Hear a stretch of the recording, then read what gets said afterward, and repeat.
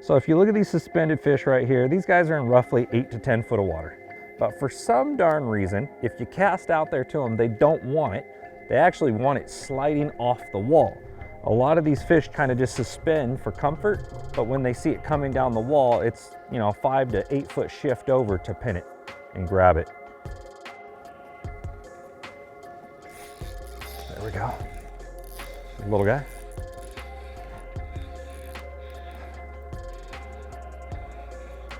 So it's crazy. I've been catching a lot of these little spots right here, and granted, this is nothing special, but they kept spitting out all sorts of little shad at my feet. And you know, there's a lot of little shad presentations out there, but the new DS minnow, it's that Savage Gear one. A lot of the time when you get a little tiny bait, it's too thin, doesn't have enough bulk to it to where you can get really good quality action. But that little DS minnow, you can see how fat the back is on that guy. Allows you to get a good hook into there. It's got a lot of body, very natural. Big eyes, nice little focal point for them to focus in on, but getting a lot of fish on there with that little spear tail. It's got a really natural buoyancy to it too, so it sits real neutral with that tail out. So just tight line, loose line is going to get a lot of action for you.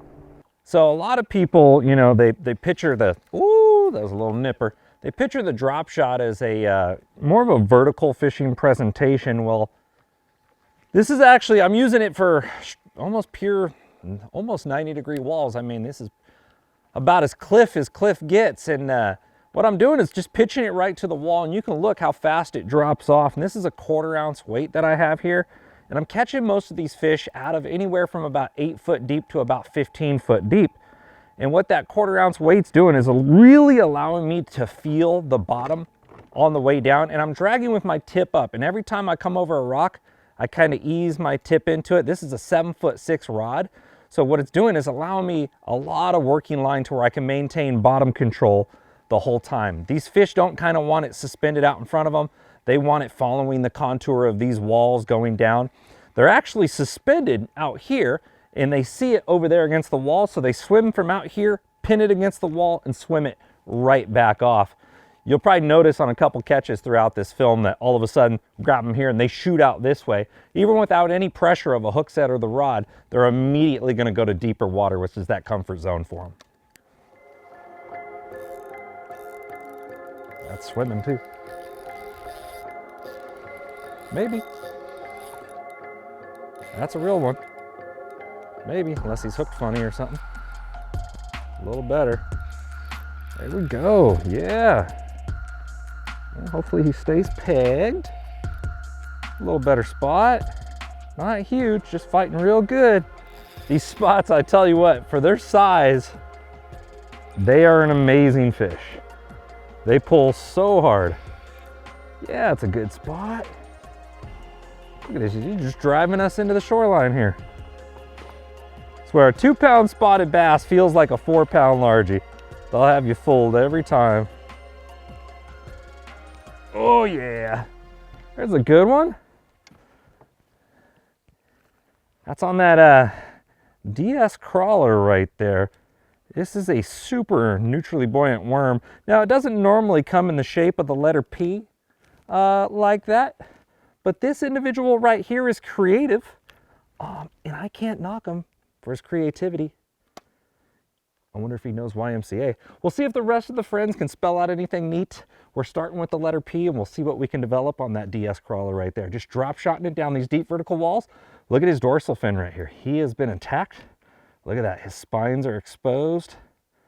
That is neat. He has no upper dorsal fin. That's pretty dang cool. Well, mi amigo, enjoy another day.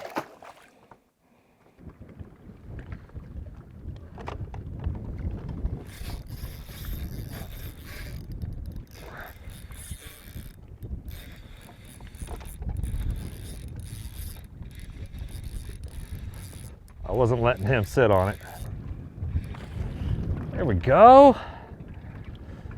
Yeah. Nice little spot. Yeah, baby. Telling you what, that DS minnow's just matching the hatch just right. One with more of that That color there, that little flashy one, I was getting little babies, so this guy kind of looked more like almost like a little juvenile gill right there to try to get a little better fish. I mean, it's not much better, but it's a nice little northern strain spot. Let's check his belly.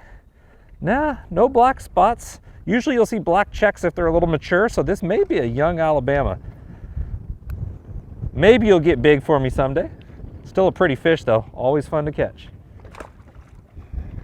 So the setup I'm throwing this on today, this is a 7'6" medium light sticks finesse stick. The reason why I'm throwing a medium light is I'm using 6-pound fluorocarbon. So it's a really soft, long taper, 1/4 ounce drop shot weight, little tiny hooks.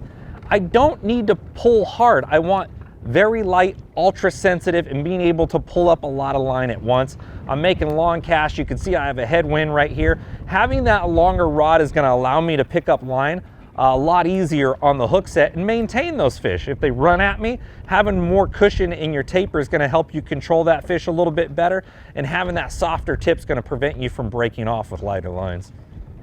So you can see me making these casts almost directly against this wall. You can see they're super vertical right here. So what's happening is my drop shot's falling down and it's catching like the top of a shelf. You can see this rock right out here in front of me. It falls down, it catches a shelf. I kind of just shake it off of the next shelf and let it fall down there again. And the only thing I'm trying to do is let it free fall straight down that wall. I don't want my bait to pendulum away. So if I get slack and I don't see it dropping, I'm gonna go tight, see if there's a fish, and loosely shake it again until it free falls. As it starts to free fall, you can see I have my rod up, so I'll give it slack, make sure it's not dropping, and shake it off to the next piece again. I want it to drop down those stairs. I don't want it to pendulum away. Now there's times where fish are suspended and they're chasing bait. If I was still using that prism shad color, I may just want to throw it up there and let it pendulum away. If you've heard of taut lining, it's the same thing. You throw it up there and it looks like a little bait fish swimming out. But today they're definitely focused on the wall, so I'm just walking it down those stairs.